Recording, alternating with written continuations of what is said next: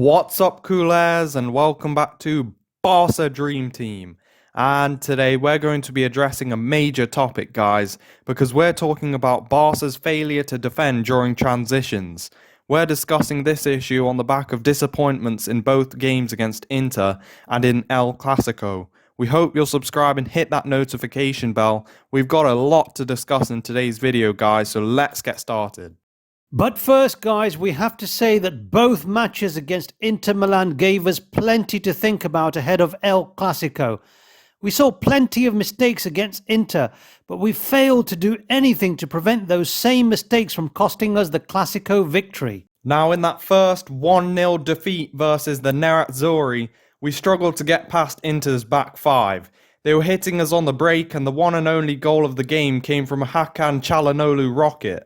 You can see here that he's got a lot to do. He's a long way from goal, and he's got Marc-Andre ter Stegen to beat. And here's a bird's eye view of the shot, and you can see we've got 7 players in and around the area along with Inter's front two. Now that's a total of 9 players between Çalhanoğlu and ter Stegen. It's not uncommon for teams to throw bodies behind the ball to increase the chance of a lucky deflection taking the ball off its path towards goal.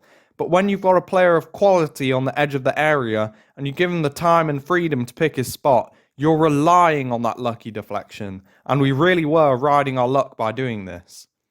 No one took the initiative to step out towards Çalhanoğlu and make the block or foul him before he could release the shot.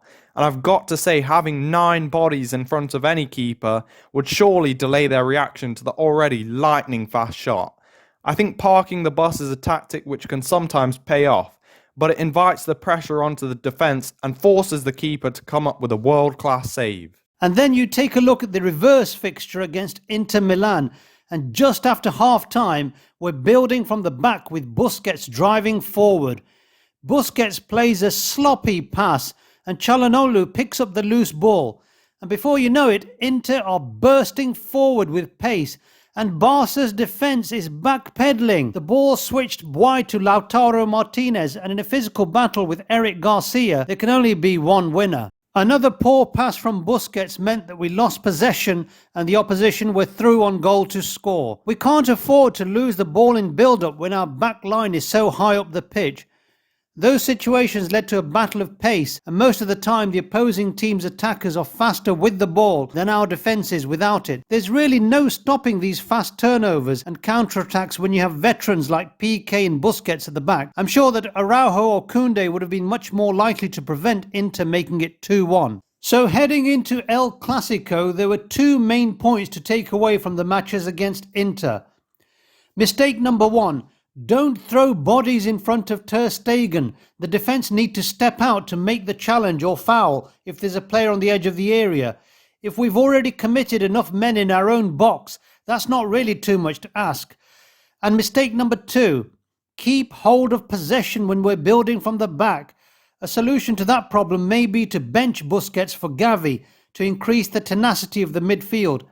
That way, even if we do lose the ball, Gavi's pace and persistence should help us regain possession in the middle of the park before there's a significant threat to ter Stegen's goal.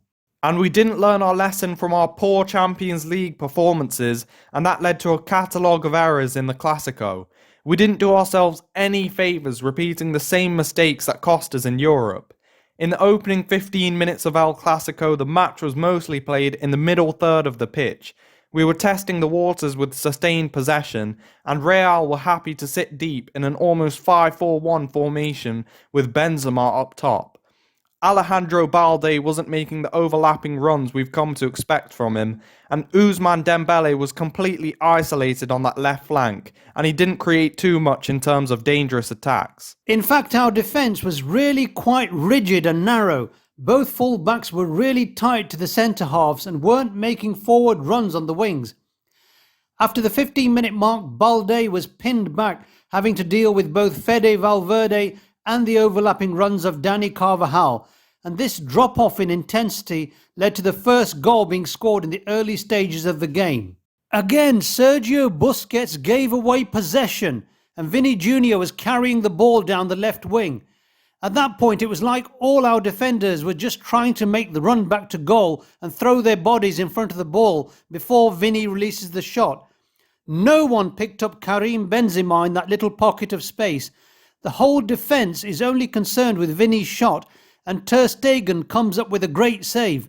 The loose ball's picked up by Benzema and he finds the bottom corner, and the second goal happened in quite a similar way. This time it's Ferland Mendy with the ball on the left wing. The whole of Barca's defence is camped in and around our own area. Fede Valverde's in acres of space in the middle of the park, and no one decides to step out and pick him up. He's completely free to pick his spot, and Valverde buries it in that same bottom left corner. And this is the thing, guys. Here's the Hakan Çalhanoğlu goal in our away match at Inter, and here's the Fede Valverde goal at the Bernabeu. And here's a side-by-side comparison. You can see they're pretty much the exact same thing.